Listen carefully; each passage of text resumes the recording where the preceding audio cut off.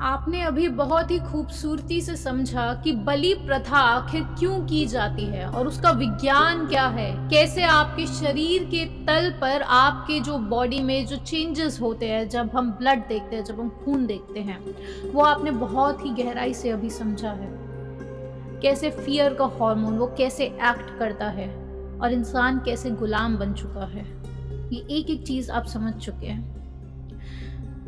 अभी जो आप समझेंगे उसे आपको अंत तक समझना है, अंत तक पूरी बात समझनी है और ध्यान से सुनिएगा।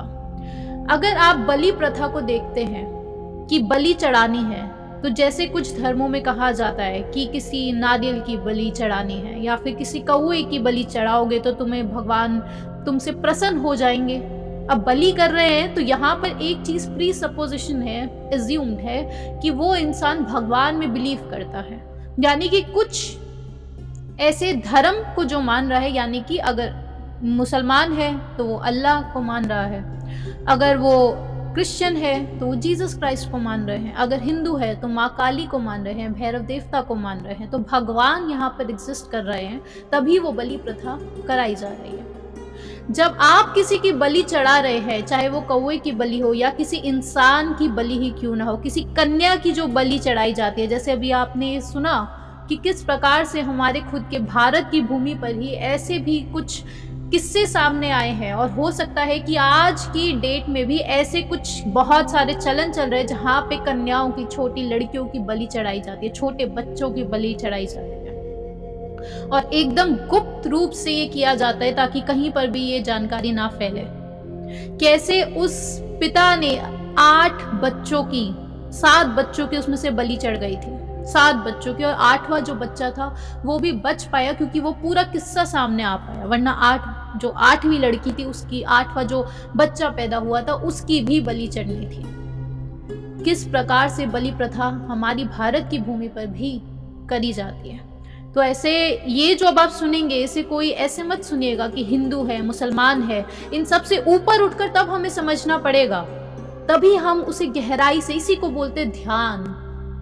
हमें अपने वो हिंदू मुसलमान के उसमें नहीं घुस जाना है, क्योंकि कोई एक शब्द बोलता है, जो सबसे बड़ी जो दुविधा, सबसे बड़ी जो बाधा होती है कि एक शब्द बोला जाता है और उस इंसान, सामने वाला जो इंसान है, उसके दिमाग में पूरी किताबें खुल जाती हैं।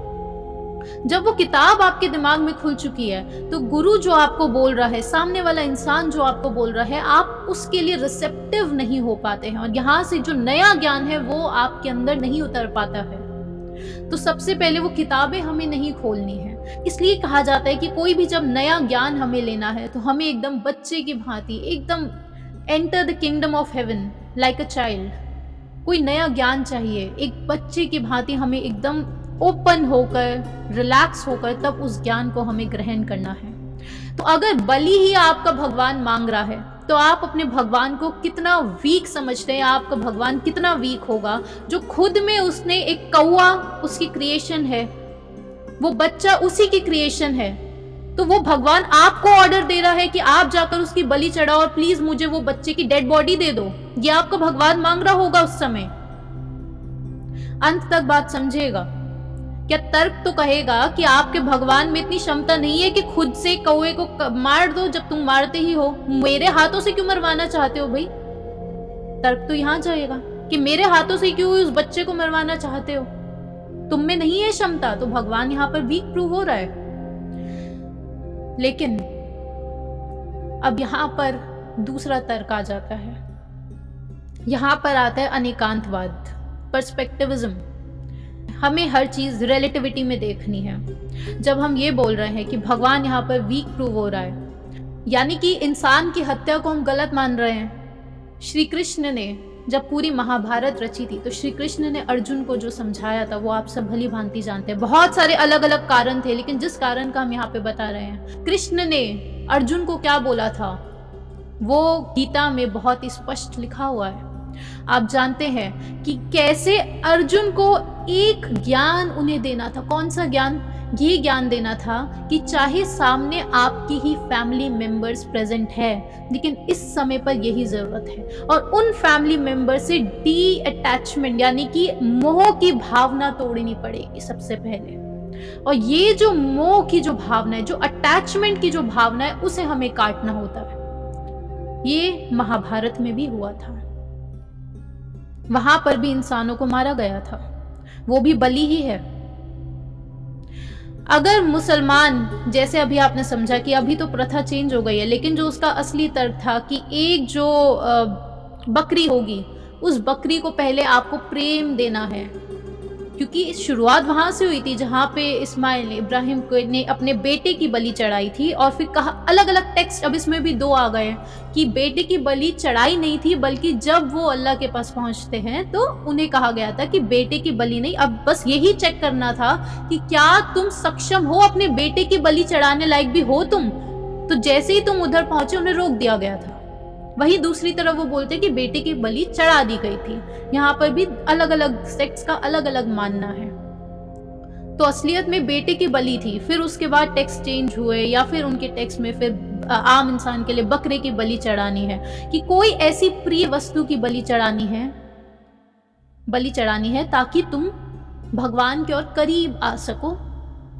यहाँ पर भी किस चीज को अटैक किया जा रहा है? तुम्हें अपने अटैचमेंट को छोड़ना है, अपने मोह को छोड़ना है। जो श्री कृष्ण महाभारत में अर्जुन को समझा रहे थे, उस मोह से बाहर निकलना है। अपने क्रोध की बलि चढ़ानी है, अपने मोह की, अपने अटैचमेंट को काटना है। और यहीं पर आता है कि कैसे जैन में बोलते हैं कि केवल्य की हमारी जो ये पूरी जर्नी है, वो है कि जानवर से इंसान बनना है पहले तो, समाज से तुम्हें व्यक्ति बनना है, और व्यक्ति बनने के बाद तुम्हें केवल्य की तरफ जाना है, यानी कि उस स्थिति पर जाना है केवल्य की, जहां पर केवल एक ही बचता है, एक ही बचता है, केवल एक। कौन है वो? जब हमारी सारी अटैचमेंट्स जो है वो छूट जाती है, वो मोह छूट जाता है। और इसलिए जैन में जो संथारा की जो विधि है, जिसमें इंसान अपनी खुद की बलि ही चढ़ा रहा है, ऊपर से देखने में काफी अलग चीजें हैं, लेकिन जब आप और गहरे में जाएंगे तो वहां भी बलि चढ़ाई जा रही है स्वयं की। संथारा का अर्थ है कि जब इंसान ये सारी चीजों से ऊपर उठ जाता है, एक्टिव यूथनेशिया कह लीजिए आप, इसे इस कैटेगरी में समझा जा सकता है कि जब इंसान अपने सारे बंधनों से मुक्त हो चुका है, और तब उस समय बहुत सारे ऐसे जैन मुनि हैं, वो डिसाइड करते हैं कि अब हम इस शरीर को त्याग देंगे, अब हमारा जो पर्पस है, इस जो हमारी लाइफ का पर्पस है, वो फुलफिल हो चुका है, वो अल्टीमेट ब्लिस में जा चुके हैं। तो उस समय पर वो खाना पीना त्याग देते हैं, और करीब 1 महीने के अंदर उनकी मृत्यु हो जाती है। अलग अलग होता है, 15 दिन, 20 दिन। बहुत सारे जैन मुनि करते, बहुत सारे जैन लोग इस संथारा की विधि को करते हैं जब वो मरने से कुछ दिन पहले। तो वहां पर इंसान अपनी खुद की, और ऐसा नहीं है कि संथारा केवल उस समय किया जाता है जब इंसान को पता चल गया है कि बहुत भीषण कोई बीमारी हो चुकी है, कैंसर हो चुका है, अब तो मरना निश्चित है, तो चलो संथारा ले लिया जाए। नहीं, कि बहुत ज्यादा ओल्ड एज हो गई, अब तो लग रहा है मरना निश्चित है, नहीं, बल्कि ऐसी उम्र में भी किया जाता है। एकदम यूथ में अलाउड नहीं होता है, क्योंकि अब बहुत सारे रूल्स भी हो गए हैं, लेकिन ऐसी उम्र में भी आप एकदम हेल्दी है, लेकिन आपको वो ज्ञान हो चुका है, उस समय पर स्वयं की बलि ही चढ़ाई जाती है। इस शब्द को नकारात्मक या सकारात्मक ऐसे नहीं लेना है, हमें जजमेंट्स नहीं करने हैं।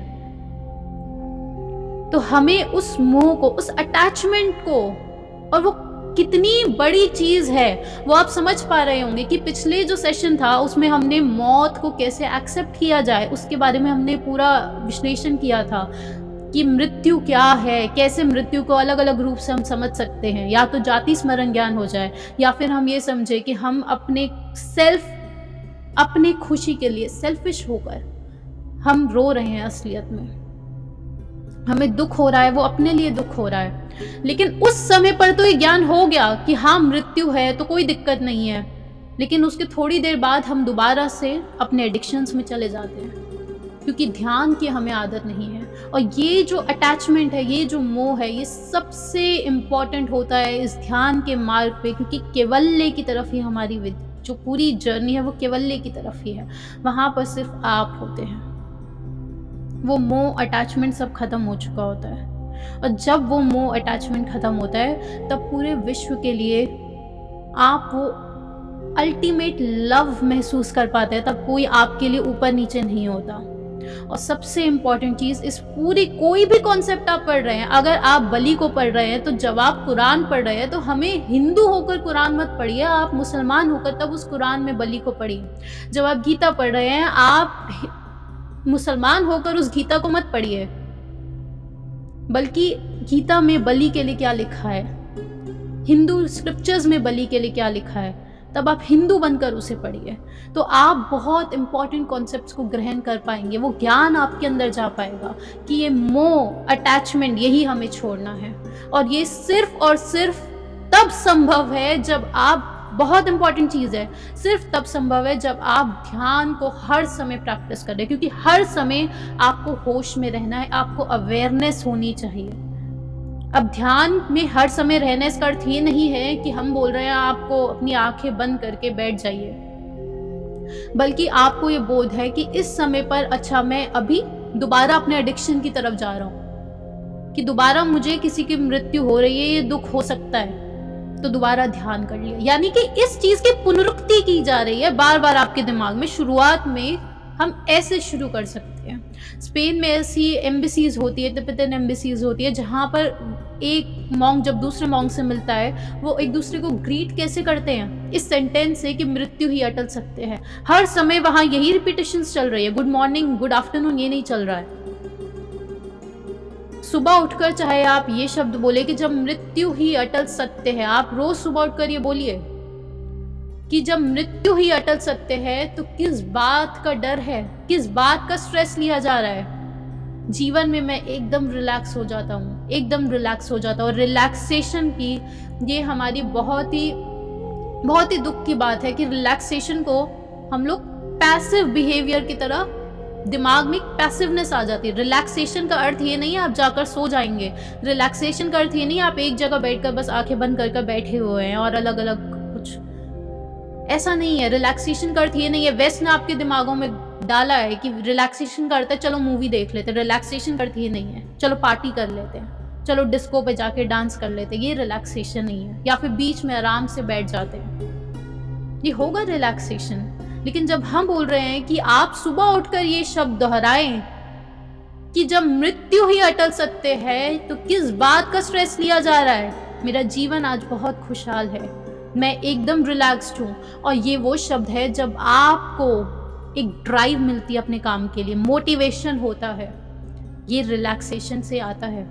और तब ऐसे आइडियाज आपके दिमाग में आते हैं जो आप खुद भी शुरुआत में हैरान हो सकते हैं कि कैसे आ पा रहा है, क्योंकि आप उस इनफाइनाइट नॉलेज से जुड़ जाते हैं। ये शुरुआत में करना पड़ता है, फिर उसके आगे मैनिफेस्टेशंस का विज्ञान आता है। वो सब तो शब्द हैं बस, मैनिफेस्टेशन वो तो होना ही है। ये ध्यान में जब आप जा रहे हो इस जर्नी में, ये तो होता ही है। मैनिफेस्टेशन एक रिजल्ट है कि वो होगा ही।